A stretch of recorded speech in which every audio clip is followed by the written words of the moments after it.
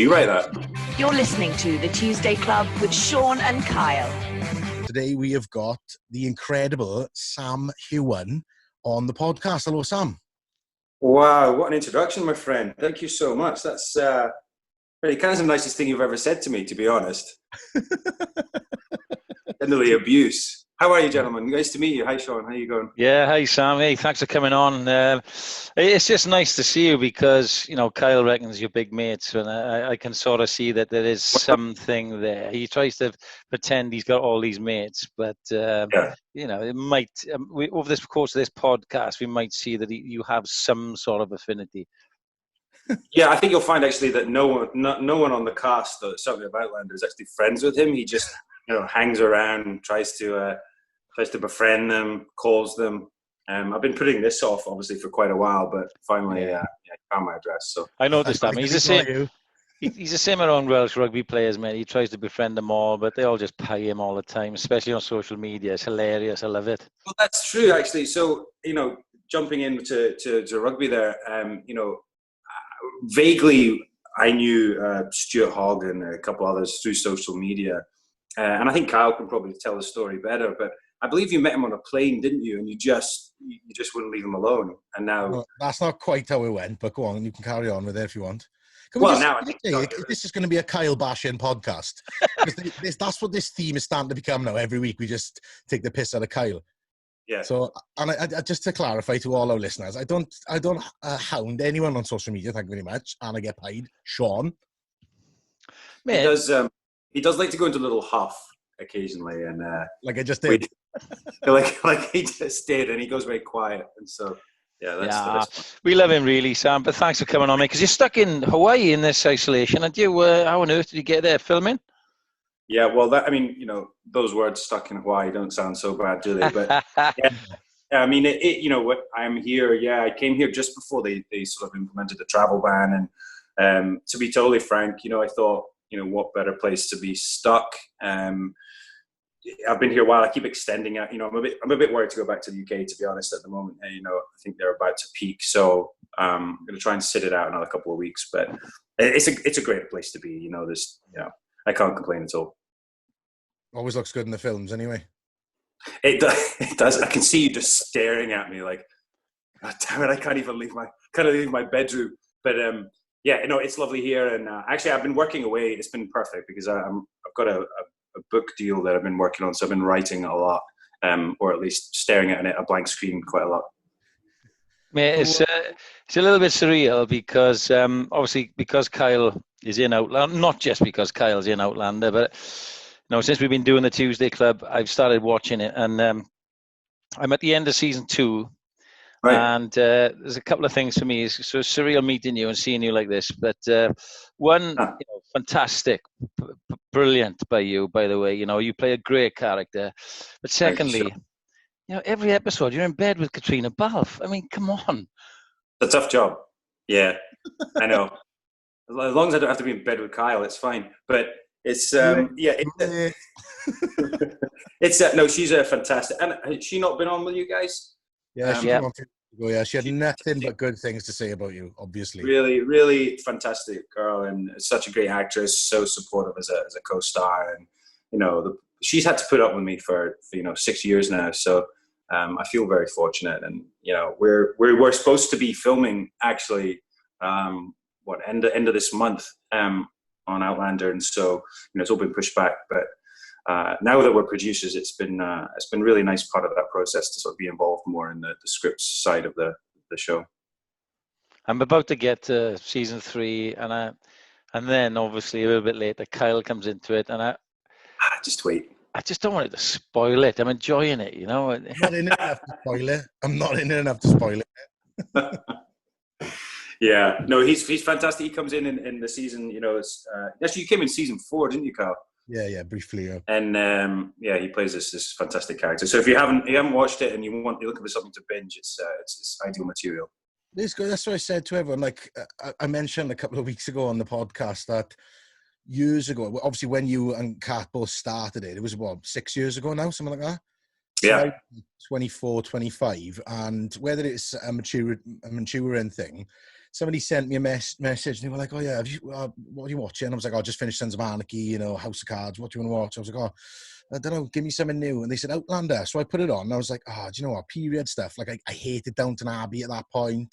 I've watched it since, loved it, but I just couldn't get into it. And then before coming on the show, never really picked it up again. But then when we started season 5, I thought, you know what, Amy then started going, oh, let's watch it. And after, I don't know whether it was because I've 30 to 31 now, I've matured a little bit at least, but we watched 4 seasons within 2 weeks, I think it was. What's been amazing is, the show is now on Netflix, around the world, as well as being on Stars, and I think that's really given us a new audience and a new lease of life as well. So Sam, stay can home, I ask stay you, safe, binge.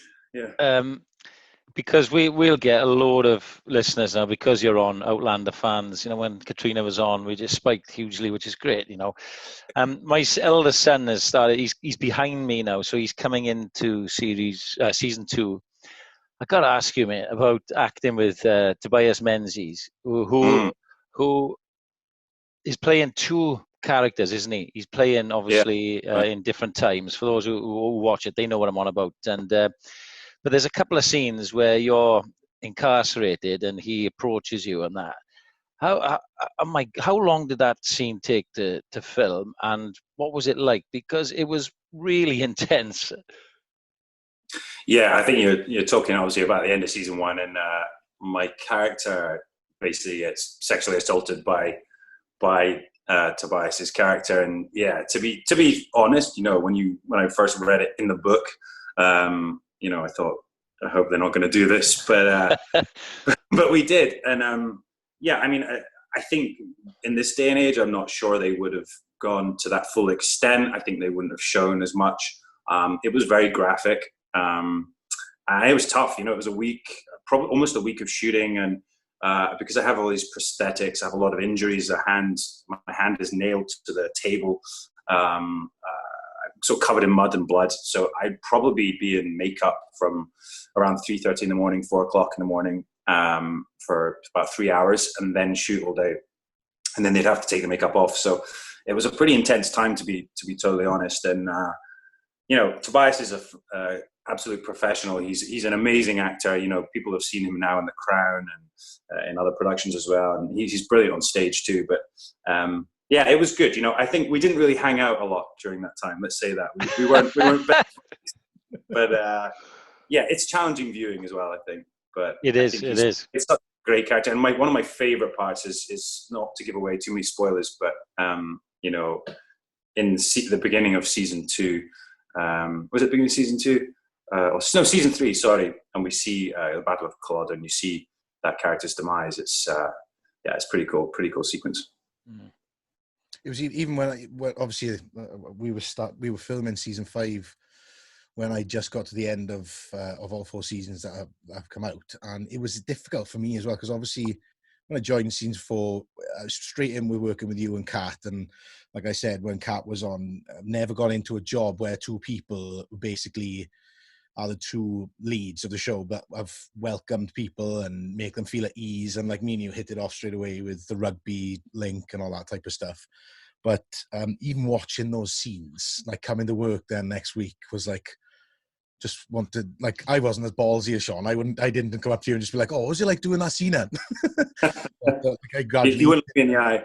No, I mean, the show is, that's what I think what's amazing about the show. There's always it's quite challenging in ways.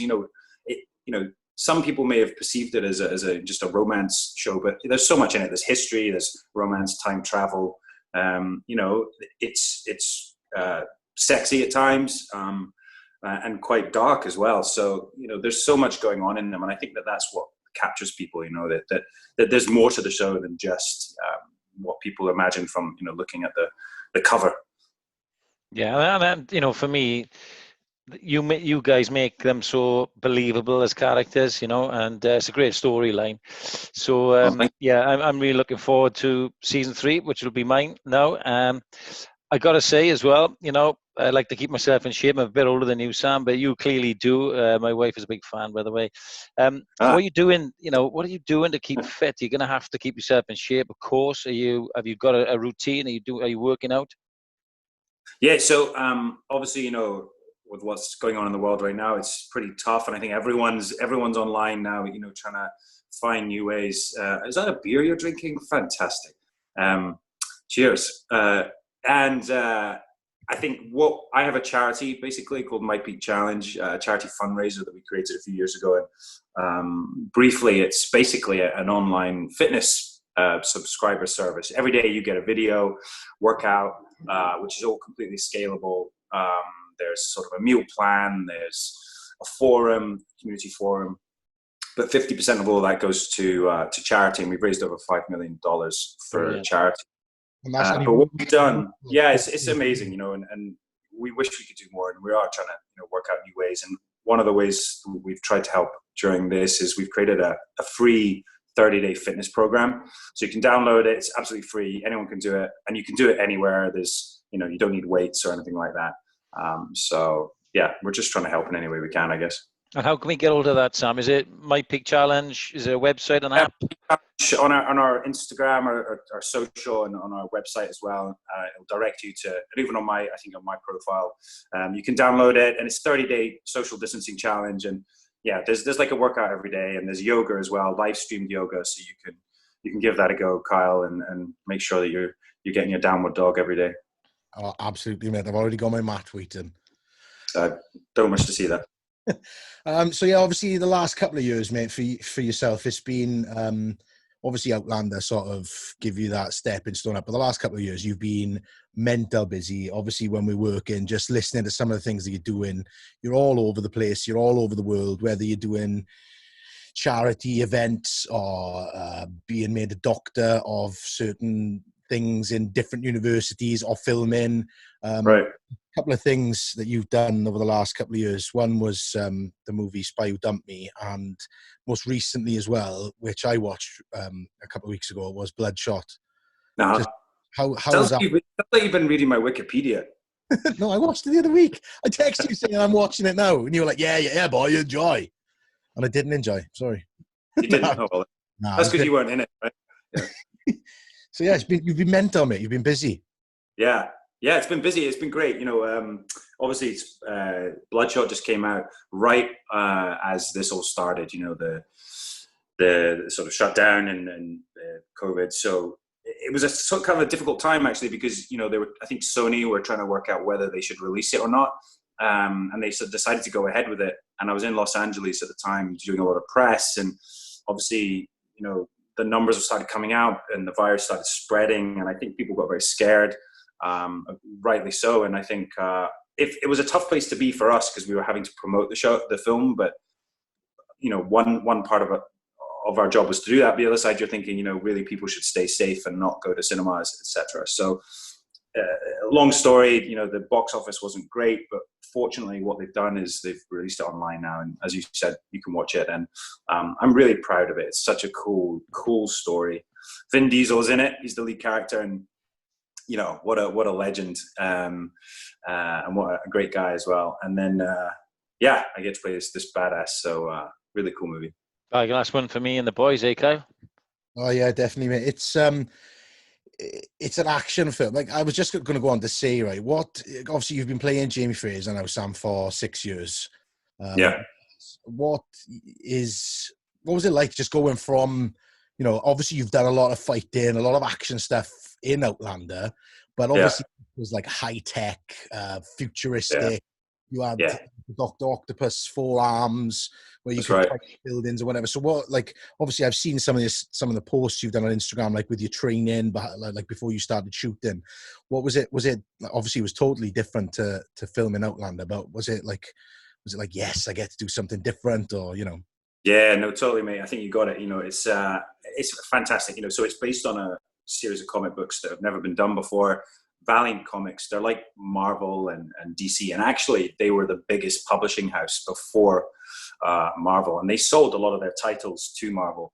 I think Venom is one of them, and it's the first one that's been made, and I guess play this guy. He's basically ex-Navy SEAL. He's lost both his legs in an IED explosion, and technology, they've rebuilt him a bit like sort of Universal Soldier or something. You know, he's got this new technology in him, but I think, all the characters have been like upgraded, but the problem is that through that upgrade, they kind of lose a bit of their humanity. They turn a bit, and they're basically manipulating Vin Diesel's character, and he's the ultimate sort of new universal soldier kind of guy. And I play this guy he's pretty angry, to put it lightly. He's pretty angry with the world, and he's pretty angry with the military, and angry at Vin's character. So really cool. A bit of green screen work, which is different for me. But to be honest, all the fights and stuff we did for real, apart from like the last sequence in the movie. And we're in South Africa, which was amazing. I don't know if you've ever been, but such a great place. And we actually shot Outlander in South Africa as well. So I kind of knew it quite well, and worked with some friends of mine in a gym there. And it was great to go back. Fantastic place. I've been lucky enough to go there with Rugby Sam and the Lions, hopefully. Fingers crossed. The rugby there is amazing, isn't it? And I actually met Hugh Jones there. So I went to see the Stormers the first time I went quite a lot. And Hugh was at that point injured and just about to move to the Warriors. And we got to hang out. And actually, they won this game. And if you go to a game there, they really celebrate. Everyone's in the stands and all singing and dancing. And then they did a bit of a pitch invasion at the end. And we were with a group of people from Outlander, and our first AD, the first assistant director, went missing. We're like, where is he? And we looked down on the pitch, and right in the center of the pitch, Patrick, this Irishman, he's picking up grass off the pitch and waving to us. And he's like, I'm going to take this home. I'm taking it home with me. And I can imagine Patrick doing that. So proud. Yeah, it was brilliant. Going to those games was so great. Such a great experience. It's a religion, as you know, there, rugby. I've been lucky enough to coach Springboks and go down there for series. Hoping to go for the Lions next year. Tell us a little bit about your love of rugby, Sam. I mean, are the Warriors, Glasgow Warriors, is that your team?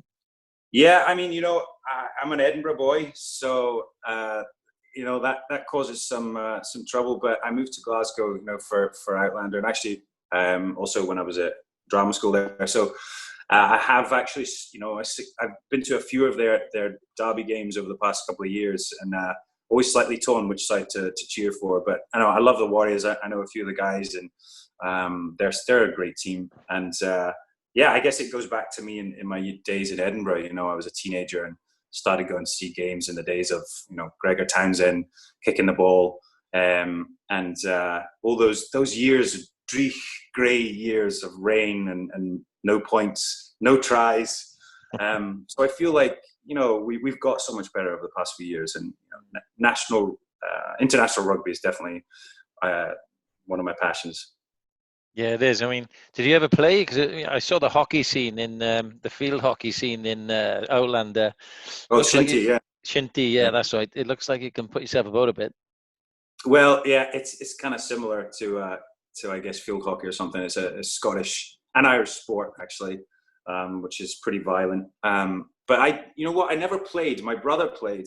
He played for Boroughmuir, and then I believe he went on to play for Newcastle in like their B team. I think for a short time when he was down there. I think he got injured. But actually, he told me a story recently. I only found out that I believe I'm not allowed to play rugby because during one of his games he might have accidentally headbutted someone. I mean, I don't know how this happens. And he got sent off.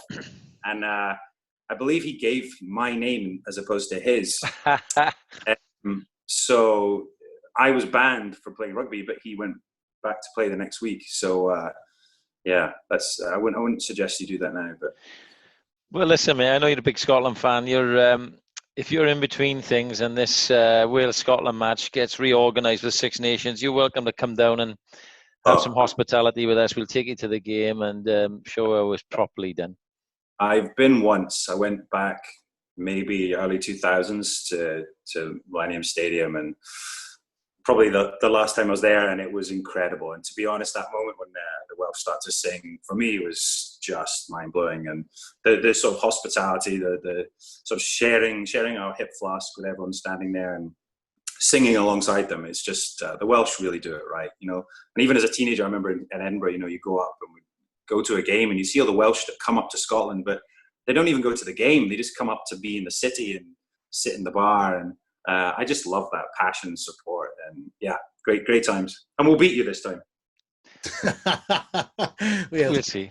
I was going to think I've been to the only two places I haven't been to see Wales play is Paris and Dublin. And after, like, obviously being a Welshman, I suppose like you being a Scotsman, Murrayfield would be your favourite place to watch Scotland play. It is. Cardiff is the same for me, but whenever I've been to Murrayfield to watch Wales and Scotland, it has been probably just a touch off Cardiff for me being a Welshman. But it's my favourite place to watch rugby other than Cardiff is Edinburgh, because, like you said, everyone's up there. And I remember distinctly when I was in, me and Sam both went to the Royal Scottish Academy. But when I was there, my parents played a trick on me, and they were like, we've got these tickets we need you to sell because we were coming up to the game, but no, we're not coming, blah, blah, blah. And I was like, right, yeah, okay. And so they sent me like a load of these tickets. It was like 8 tickets. And I was like, oh, am I selling them to them? They were like, oh, there's a guy coming to meet you at your flat on Sucky Hall Street. So they're like, go downstairs. Went downstairs, and like my whole family were there. Like, I hadn't seen them for a year. And I was like, oh, wow. We all ended up going to the game. And there's I can't remember what the name of the bar was, but it was on the corner by Roseburn. Near the train station, not far from the train. The Roseburn, I bet. And there was just these guys just walked in. Everyone was there drinking, It was great atmosphere. And then three fellas just walked in, stopped in the middle, bagpipes. Everyone was like, and it wasn't like a thing like nowadays. You see someone doing that and people just like give you a stink eye, don't they?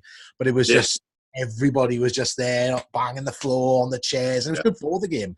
And so it was brilliant. It was brilliant. Anyway, I just went off on I think I've been in that bar and stood on the bar dancing because the real party. Actually, it reminds me the first international I went abroad. I went to the first ever Six Nations, Scotland, Italy. I went to Rome, and it was this old stadium. It was a tiny little stadium. It was fantastic. I don't know if you've been, Sean. There was I think a train would go past, but it was so small, so you're really intimate with the players. And I remember, walking to the stadium with all the other Scottish fans, and the Italians were like watching us walking down the road, like, what's going on? Like, who are these people? And that night, I remember we were sort of teaching Italians to do the strip the willow next to the Trevi Fountain, and it was a great celebration. But it was about 3 days of drinking, and then as we got on the flight on the way back, we were actually with the Scotland team, and we were so hungover, and my friend had his forehead on the seat in front of him, and he was just, really rough. And Doddy Weir came up to him, and I think he was basically taking the piss, and he basically was like, do you want a game of chess, mate? And he was trying to get my friend to play chess, and my friend was just like, no, leave me alone. But it was great fun. Good old Doddy. What position would you play, Sam, if you played? Oh, God. I think I'd probably have to be somewhere in the back row. I'm not fast. So I guess I'd have to put on a lot of weight and a lot of strength, but I'm not fast enough to be a winger. And you'd like to mix it in the back. I'll get in there. I'll never meet Sam in person. And I'm not just saying it because I work with him and he's here or whatever, but he is a mountain of a bloke, mate. And he's pure muscle. Like, he really is. He would definitely be, if he was number 8 all the way for me. Absolutely. Smashing through everybody. Carries up the pitch. Absolutely number 8. Cool. Look forward to meeting him. Look forward to meeting him. Who's your favourite Scotland player of all time? You mentioned Gregor Townsend, and there's been some great ones with you growing up. Oh wow, that's a really good question. So I remember back in the day, Glenn Metcalf, these sort of backs who are so fast, agile. I love Hugh Jones.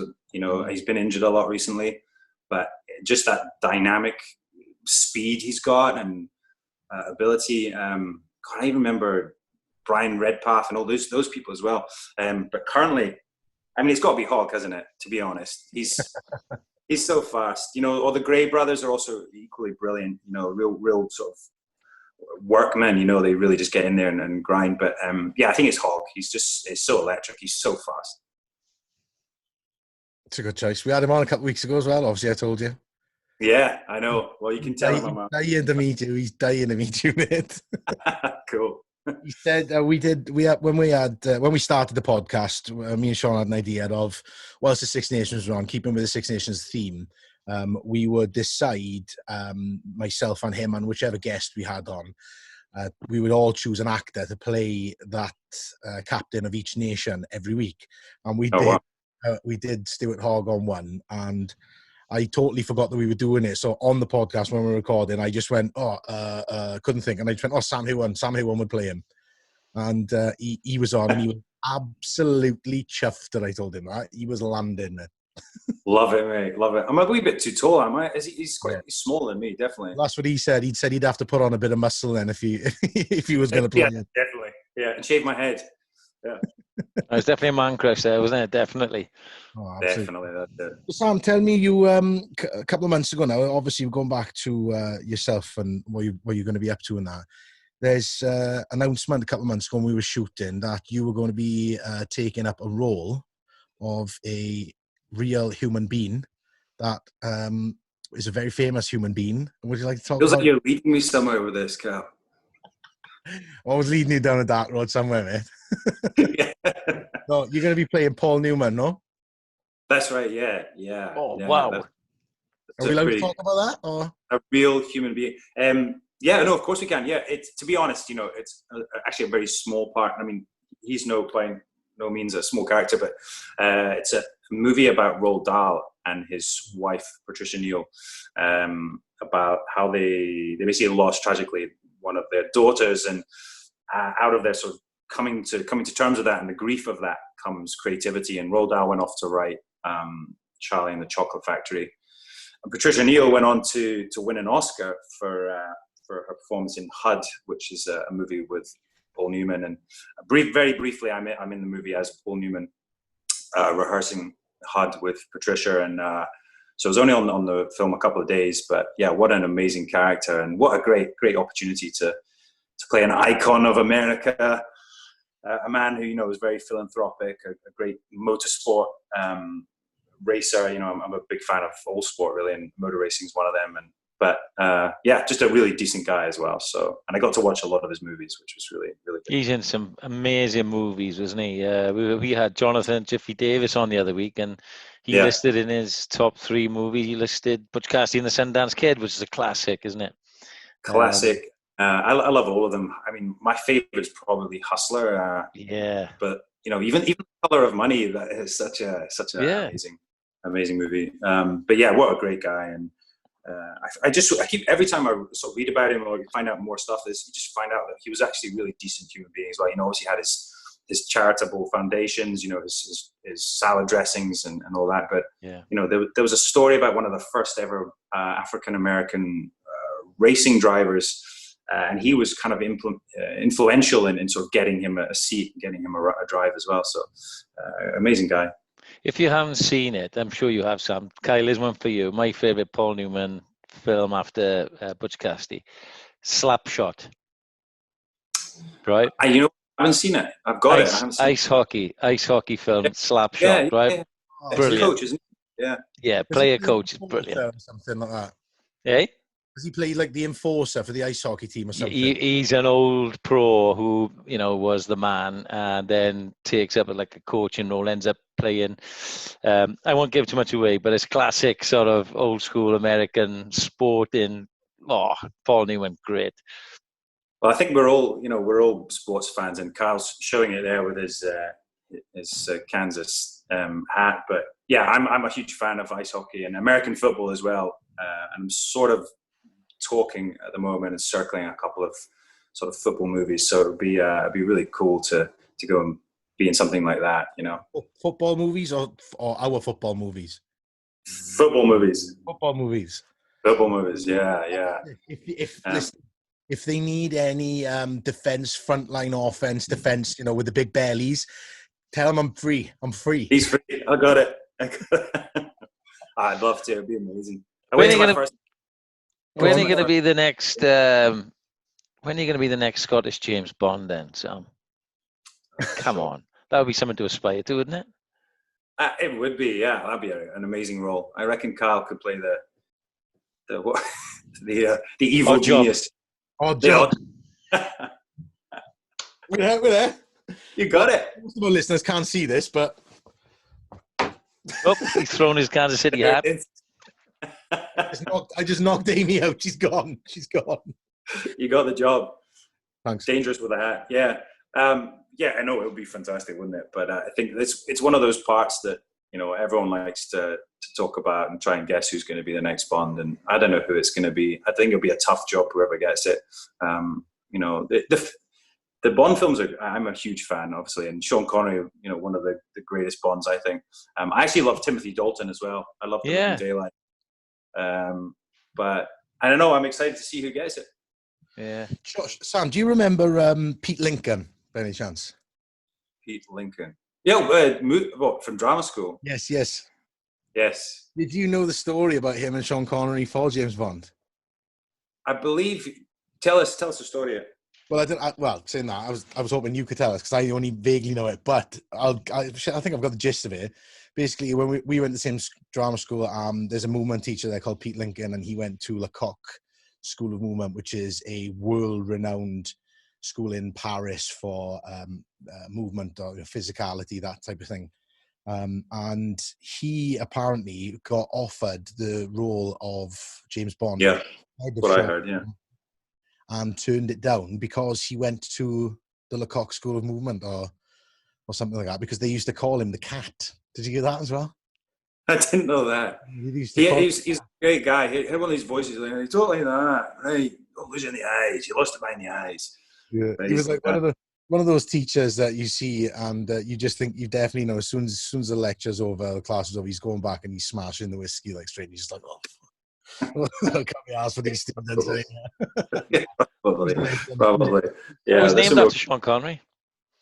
Were you? I was going to ask. Yeah, I was. My massive Sean Connery fan named me after Sean.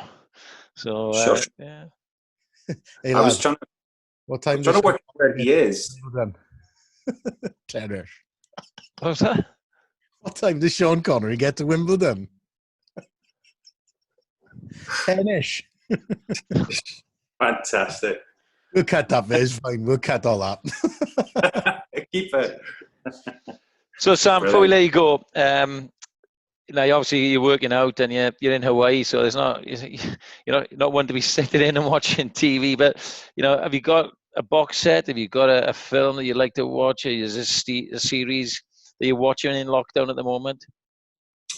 Oh God, yeah. I kind of don't want to tell you because it's kind of embarrassing. But there's firstly, I've been actually watching a lot of NFL. There's lots of like docu shows about them. I love School of Hard Knocks and Last Chance U, and there's one I'm watching now, Undefeated. It's fantastic.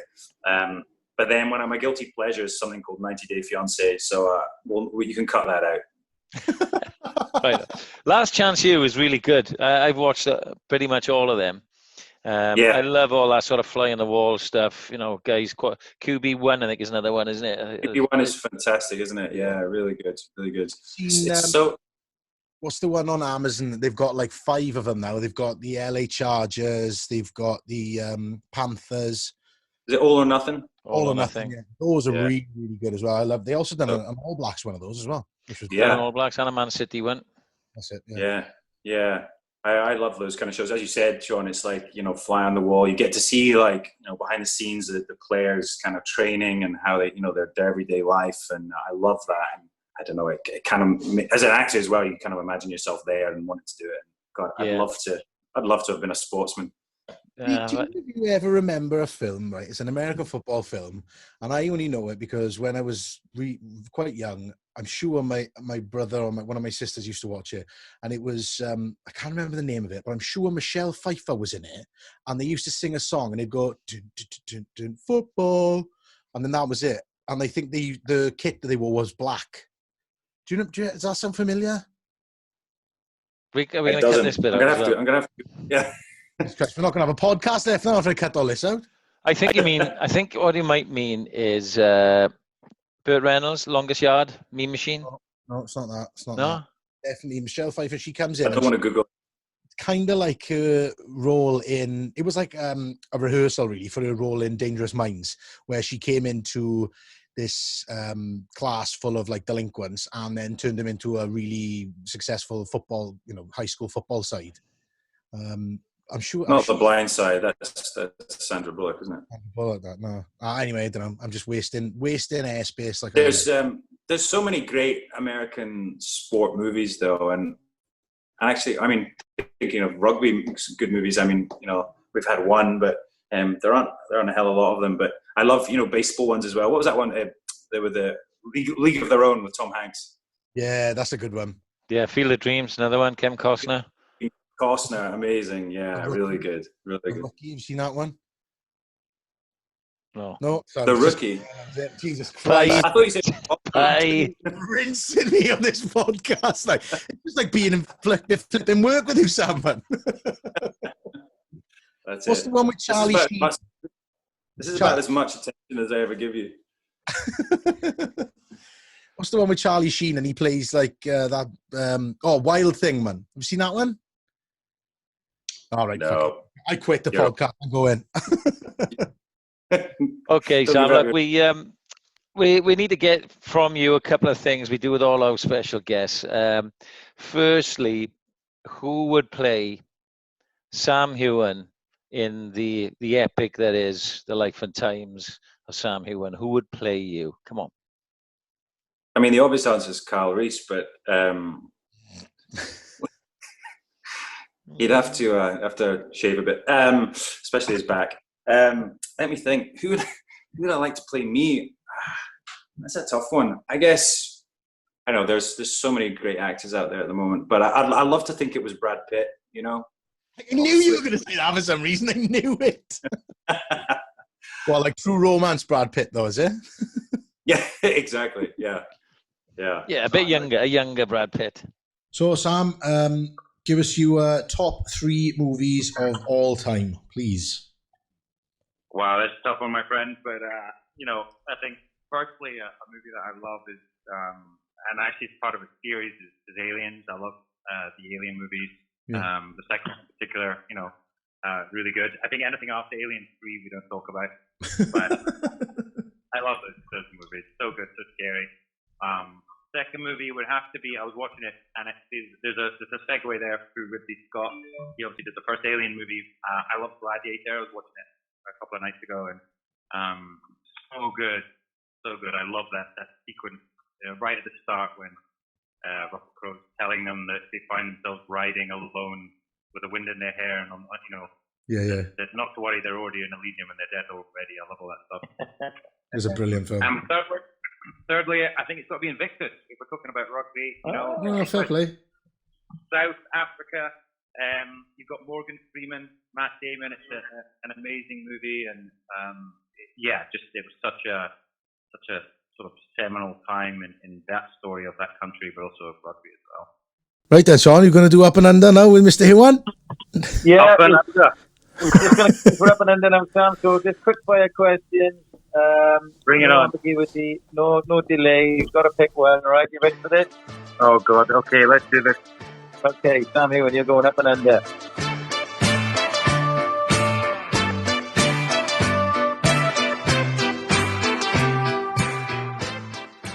Coffee or tea?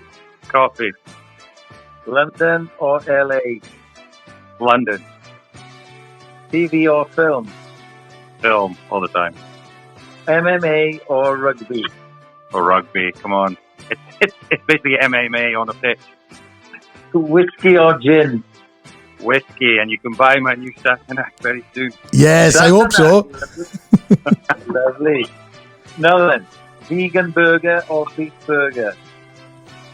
I'm going to have to say vegan burger, I'm sorry. And last but not least, Katrina Balfe or Mila Kunis? Who was the first one, sorry? Katrina Balfe or Mila Kunis? Oh, that's really tough, guys. Come on, you can't say it. No, we asked Katrina at the end of her episode, Christian Bale or Sam Heughan, and she went, "Oh, that's a really tough one." And she went, "Do you know what? Matt Damon." Brilliant. That's just brilliant. Mate, thank you so much for giving up some of your time. I know it's really early over there in Hawaii for you. Really appreciate you coming on, mate. No, thanks for having me, guys. Thanks, Sean. It was great to chat to you boys, and keep up with the great work. Stay safe, Sam. Great to see you. Thank you. Cheers, lads. Yeah. Take care, boys. Bye-bye.